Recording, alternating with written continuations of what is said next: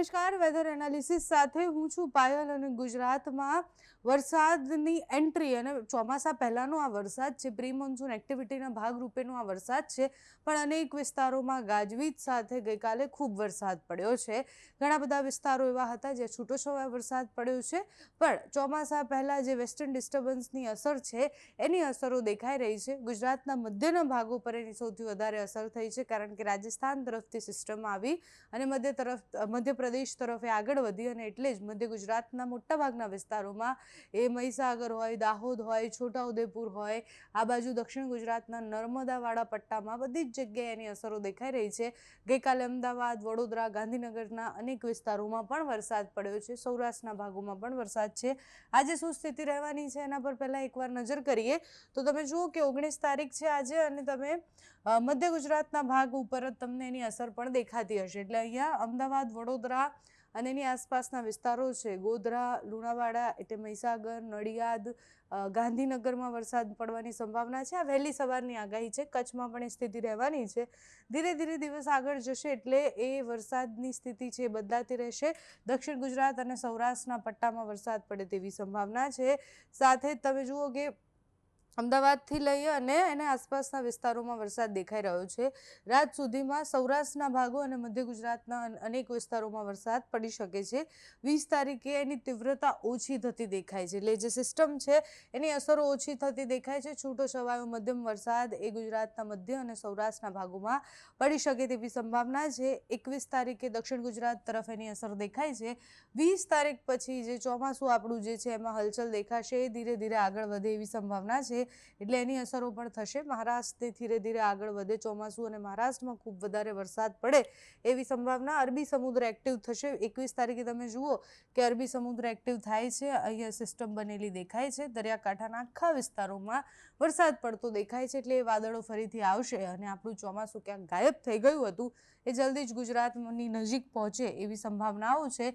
દક્ષિણ ગુજરાત અને સૌરાષ્ટ્રના ભાગોમાં સતત વરસાદ પડતો રહેવાનો છે. દરિયાકાંઠાના વિસ્તારોમાં વધારે અસર કરે એવી સંભાવના છે. બાકી તમે જુઓ કે સુરત, વલસાડ, ડાંગ, દમણ, દાદરાનગર હવેલી આ બધા વિસ્તારો એવા છે કે જ્યાં એકદમ છૂટો છવાયો પણ સતત પડતો વરસાદ પડવાનો છે. એટલે તમે 19 તારીખથી લઈને 21 તારીખ સુધીની આગાહી વિંડીના માધ્યમથી જોઈ તો આપણને એટલો ખ્યાલ આવ્યો કે ચોમાસું હવે ધીરે ધીરે આગળ તો વધતું દેખાય છે. દરિયાકાંઠાના વિસ્તારોમાં ફરી એકવાર એ જે કરંટ જે છે, એ જે ચોમાસું રોકાઈ ગયું હતું, એ જે સાનુકૂળ ત્યાં પ્રકૃતિ નહોતી બની, સાનુકૂળ જે હવામાન જોઈતું હતું એ નહોતું બન્યું, એ ધીરે ધીરે હવે સાનુકૂળ થાય છે અને 22 તારીખની આસપાસ એ ધીરે ધીરે આગળ વધતું દેખાય છે.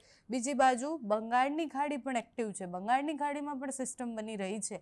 એટલે જ્યારે પૂર્વ પશ્ચિમ બંનેના પવનો પૂરતા આવતા હોય, જ્યારે એક સિસ્ટમ વધારે એક બાજુ વધારે એક્ટિવ હોય, એટલે બંગાળની ખાડી જો ખૂબ વધારે એક્ટિવ છે તો પછી ચોમાસું જે છે એ આ બાજુ અસર નહીં કરે. પણ જ્યારે અરબી સમુદ્ર અને બંગાળની ખાડી બંને એક્ટિવ છે, બંનેમાં કરંટ છે, ત્યાં અલગ અલગ સિસ્ટમો બની રહી છે, તો એ ધીરે ધીરે ચોમાસાને ધક્કો મારે, એ વાદળો જે છે એને ફંટાવા ન દે. બાકી જો ખાલી બંગાળની ખાડીમાં સિસ્ટમો બનેલી છે કે એ એક્ટિવ છે, ત્યાં પવનો છે, ત્યાં જે છે વાતાવરણ વરસાદવાળું છે, તો એની અસર એ ગુજરાત પર સીધી નથી થવાની.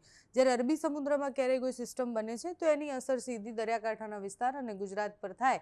એટલે બંને શાખ જે છે એ એક્ટિવ હોવી ખૂબ જરૂરી છે. બંગાળની ખાડી હોય કે પછી અરબી સમુદ્ર હોય, એ જ્યારે બંને એક્ટિવ હોય ત્યારે એની અસરો દેખાતી હોય. પૂર્વ પશ્ચિમ બંનેના પવનોની ખૂબ જરૂર હોય. એટલે તમે જુઓ કે 22-23 તારીખની આસપાસ તો મુંબઈ સુધી ફરીથી વરસાદ ધીરે ધીરે આગળ વધતો દેખાય છે.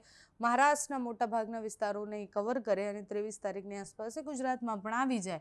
એટલે 20 તારીખથી લઈને 23 તારીખ સુધીમાં ગુજરાતમાં ઓફિશિયલી ચોમાસું બેસી જાય એવી સંભાવના છે. કારણ કે 23 તારીખે તમે જુઓ કે બંગાળની ખાડી અને અરબી સમુદ્ર બંને જગ્યાએ સિસ્ટમો એક્ટિવ છે અને મહારાષ્ટ્રના દરિયાકાંઠાથી લઈને નીચે કેરળ સુધી બધી જ જગ્યાએ વરસાદ દેખાઈ રહ્યો છે. ગુજરાતના દરિયાકાંઠામાં પણ વરસાદ પડતો દેખાઈ રહ્યો છે.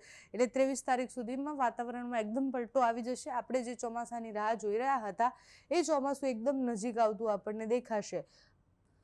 હવામાન વિભાગની આગાહી શું કહે છે, કયા કયા જિલ્લાઓ એવા છે કે જ્યાં એલર્ટ છે? તો 19 તારીખની સ્થિતિ તમે જુઓ કે છેક ઉત્તર ગુજરાતથી લઈને દક્ષિણ ગુજરાત સુધી આખા પટ્ટામાં વરસાદ બતાવે છે. દરિયાકાંઠાના વિસ્તારમાં પણ વરસાદ બતાવી રહ્યા છે. બનાસકાંઠા, મહેસાણા, સાબરકાંઠા, અરવલ્લી, ખેડા, આણંદ, પંચમહાલ, મહીસાગર, દાહોદ, વડોદરા, છોટાઉદેપુર, ભરૂચ, નર્મદા, સુરત, નવસારી, તાપી, ડાંગ, વલસાડ, દમણ, દાદરા નગર હવેલી, આ બાજુ જૂનાગઢ, ગીર સોમનાથ, અમરેલી અને ભાવનગર, આ બધા જ વિસ્તારોમાં વરસાદ પડે તેવી સંભાવનાઓ છે. 20 તારીખે આપણે કીધું હતું કે તીવ્રતા ઓછી થશે, મધ્ય ગુજરાત પરથી સિસ્ટમની અસરો હટી જશે અને એટલે જ સુરત, તાપી, ડાંગ, નવસારી, દમણ, દાદરા નગર હવેલી, ગીર સોમનાથ, અમરેલી અને ભાવનગરમાં 20 તારીખે વરસાદ પડે તેવી સંભાવના છે. 21 તારીખે પણ એ જ જિલ્લાઓમાં વરસાદ પડશે, પણ આમાં ઘણા ફેરફાર આવી શકે છે. એટલે દર 3 કલાકે જે આગાહી બદલાતી હોય છે એના પ્રમાણે ગાંધીનગર અને અમદાવાદમાં પણ આજે વરસાદ પડે એવી સંભાવના છે.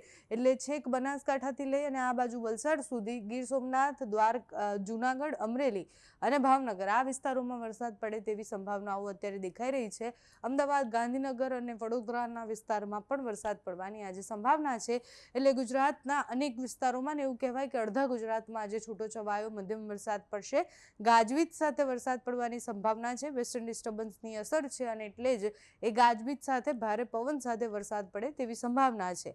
તમારે ત્યાં અત્યારે કેવું વાતાવરણ છે અમને કમેન્ટ્સમાં જણાવજો. અત્યારે આ વિડીયોમાં બસ આટલું. જો તમે અમને યુટ્યુબ પર જોઈ રહ્યા હોય તો સબસ્ક્રાઇબ કરજો, ફેસબુક પર જોઈ રહ્યા હોય તો ફોલો કરજો, અમારા વિડીયોને લાઇક અને શેર કરજો.